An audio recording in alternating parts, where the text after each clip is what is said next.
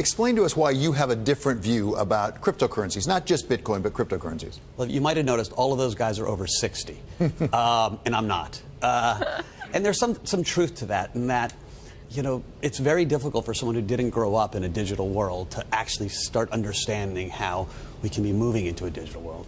Bitcoin you can look at as digital gold.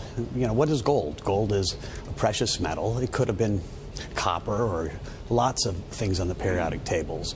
But way back, people chose gold to have value. And it has value solely because people say it has value. Bitcoin is built on an amazing technology. There's a limited supply of it. People are trusting it. Remember, this whole revolution came out of a breakdown in trust. You know, it came out of the '08 financial crisis, where people say, hey, we no longer trust financial institutions. We don't trust governments. And in parts of the world, today still, I mean, if you're in Venezuela, it's really hard to trust a central bank, or in Zimbabwe. And so the decentralized revolution, which Bitcoin is really the kind of poster child of, is a response to kind of the breakdown of trust. Mike, is it an investment or is it a trade? And I ask that because just overnight there was a cryptocurrency I'd never heard of, actually. It's called Tether. And there was some theft of that, and that drove Bitcoin down 5.5%. Now it's come back since. It seems to be an awful lot of volatility in these cryptocurrencies. We're in the second or third inning of this revolution, and so these are all very young experiments.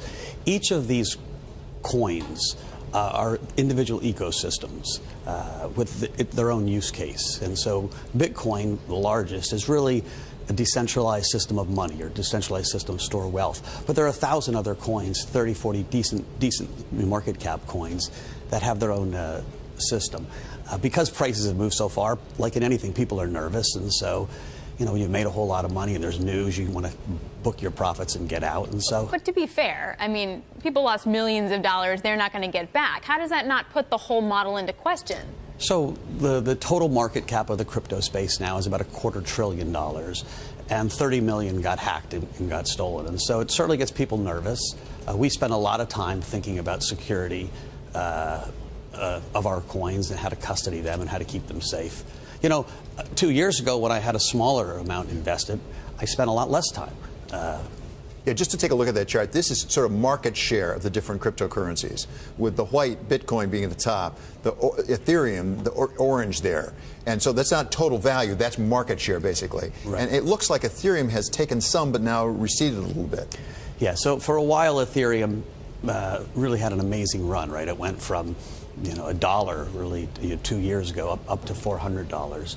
And Bitcoin kind of stayed on the sidelines during that move. And then Bitcoin had a big move.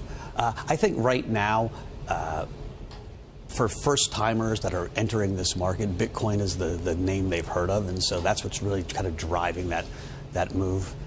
Just in the last few days, Ethereum has started to move. I actually think it's going to put in new highs soon. There's a lot of positive things happening in the Ethereum ecosystem. So what's the new high? So what's your Bitcoin call for 2018? So I think literally we end the year at 10,000 in Bitcoin, and so that's a decent move from here. And I think we end the year at close to 500 in Ethereum. So how much have you been able to raise for your fund? You're targeting 500 million. You know, the SEC doesn't allow us to talk about fundraising on TV, or I get in big trouble. Better or worse than you thought it was going to be? It's been interestingly, people have been interestingly receptive. Interesting and respective. Okay, and have you been betting on any of the ICOs at all? Sure, we've been betting on lots of ICOs. Again, each ICO is... Like which one? Well, so I've got a bet on Wax, which is coming up. It's a token that's going to try to decentralize the marketplace for skins, which are the clothing, shields, swords, helmets that gamers buy to make their avatars look prettier. Wow. Okay, he's gonna have to explain that in the Brave break, new world. That was like whoosh over my head. By the way, right, I am over 60. How about this? How about this? I'm not. There are more people that buy and sell digital clothing than there are that buy and sell Bitcoin and all the rest of the cryptocurrencies combined. What? It's a giant market.